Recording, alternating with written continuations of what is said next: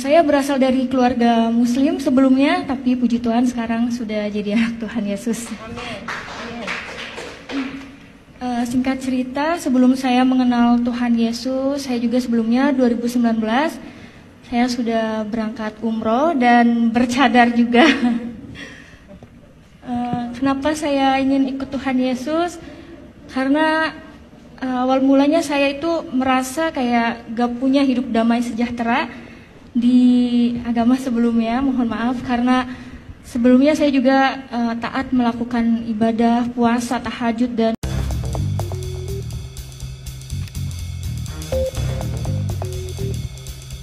Assalamualaikum warahmatullahi wabarakatuh. Alhamdulillahirabbil alamin. Allahumma shalli ala sayyidina Muhammadin wa ala alihi wa sahbihi ajma'in, amma ba'du.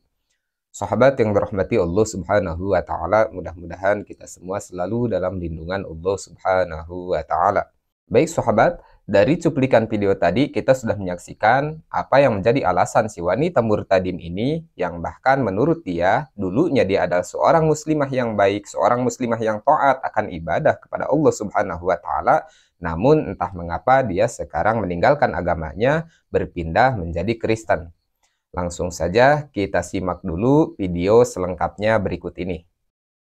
perkenalkan, nama saya Susan. Saya berasal dari Indramayu, tapi kebetulan besar di Bandung sudah 12 tahun. Saya berasal dari keluarga Muslim sebelumnya, tapi puji Tuhan sekarang sudah jadi anak Tuhan Yesus.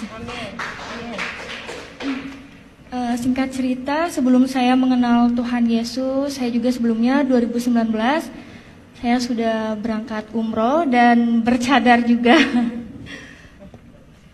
Kenapa saya ingin ikut Tuhan Yesus? Karena awal mulanya saya itu merasa kayak gak punya hidup damai sejahtera di agama sebelumnya. Mohon maaf karena sebelumnya saya juga taat melakukan ibadah, puasa, tahajud dan seperti orang lain lakukan di agama seberang. Terus saya berdoa sama Tuhan. Waktu itu saya dikasih sakit dulu sama Tuhan, dan mungkin itu proses Tuhan untuk membentuk saya dan merasakan kasih karunia Tuhan sehingga saya diselamatkan oleh Tuhan. Saya dibentuk, saya dikasih sakit, tapi saya larinya bukan ke dokter, saya larinya malah ke dukun, ke orang pintar. Saya minta air, doa segala macam. Dan yang anehnya itu sakit saya itu nggak jelas gitu ya, kayak orang vertigo, tapi 2 bulan berturut-turut saya merasakan sakit. Nah, apa yang dia sampaikan terkait alasannya kenapa dia murtad, yang tadinya dia memeluk agama Islam, bahkan dia mengakui bahwa dia adalah seorang muslimah yang taat, rajin ibadah, rajin tahajud, bahkan dia sudah melaksanakan ibadah umroh ke Tanah Suci, bahkan sehari-hari dia memakai cadar. Katanya itu juga, kami sejatinya umat Islam, para sahabat, tidak pernah peduli dan tidak pernah mempermasalahkan bagi siapapun yang murtad, yang berpindah agama. Kami tidak mempermasalahkan, karena itu hak pribadi masing-masing. Namun sangat disayangkan para sahabat, terlepas dari benar atau tidaknya apa yang dia sampaikan, bahwa menurut dia dulunya adalah seorang muslimah yang taat beribadah kepada Allah Subhanahu wa taala, lalu kemudian dia murtad meninggalkan agama Islam, memeluk agama Kristen hanya karena dia dikasih cobaan oleh Allah Subhanahu wa taala, diberikan sakit, diberikan penyakit, lalu dia tidak sabar menghadapinya, kemudian dia pergi ke dukun. Itu kan sesuatu yang aneh, sesuatu yang tidak lazim bagi umat Islam. Karena apa? Jikalau memang seorang muslimah yang taat kepada Allah, mereka mempunyai ilmu di dalam melaksanakan ibadah kepada Allah Subhanahu wa taala, di dalam melaksanakan syariat Islam, maka mereka akan tahu bahwa di dalam Islam kita dilarang keras untuk pergi ke dukun. Dilarang keras di dalam syariat kita untuk pergi ke dukun. Dan bukan hanya itu, di dalam Islam, jikalau kita adalah seorang muslimah sejati, kita akan yakin dan percaya bahwa la ilaha illallah, la ma'budu bil haqqi fil wujudi illallah. Tidak ada Tuhan selain Allah, dan dialah Tuhan satu-satunya yang berhak dan wajib kita sembah dan ibadahi.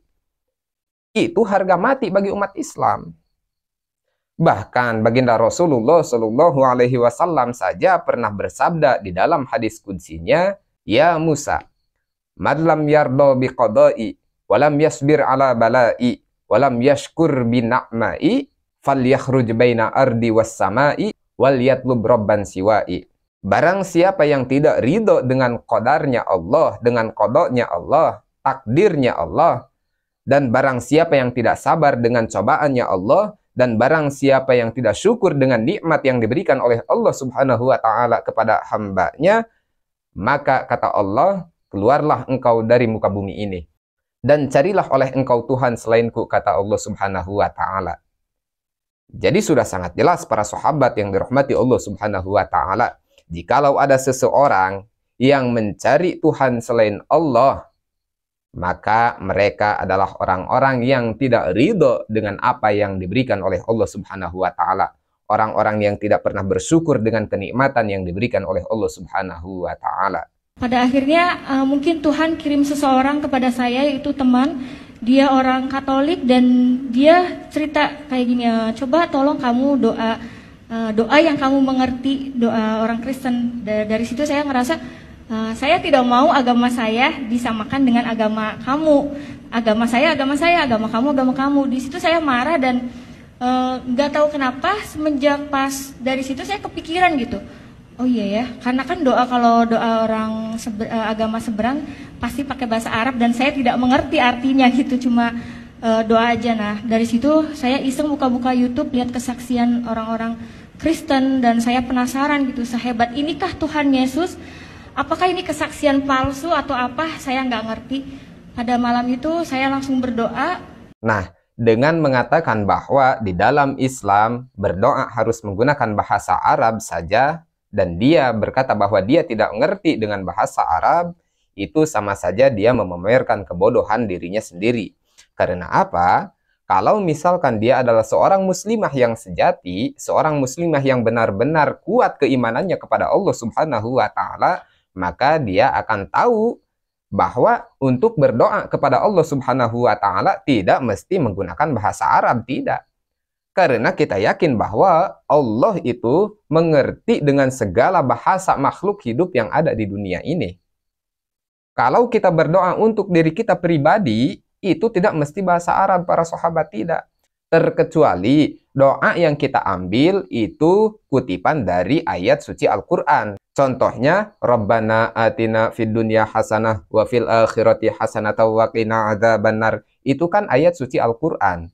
Nah, kalau misalkan dia beralasan saya tidak mengerti bahasa Arab dan saya tidak bisa berdoa memakai bahasa Arab, loh, kenapa Anda bertahan dengan kondisi Anda yang tidak tahu itu? Seharusnya kalau misalkan memang Anda ingin tahu bahasa Arab, ingin mengerti bahasa Arab, bukannya di dalam Islam itu diwajibkan untuk menuntut ilmu.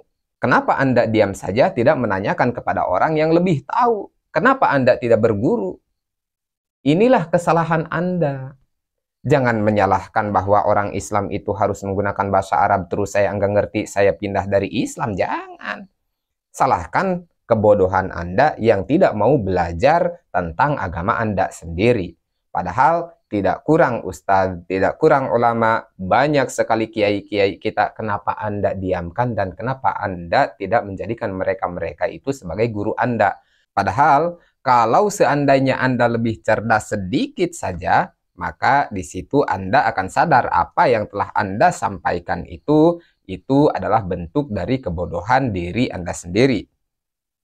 Makanya para sahabat yang dirahmati Allah Subhanahu wa taala, saya menghimbau kepada semuanya, wabil khusus muslimin muslimat, bahwa untuk menjalankan syariat agama kita itu harus berdasarkan ilmu.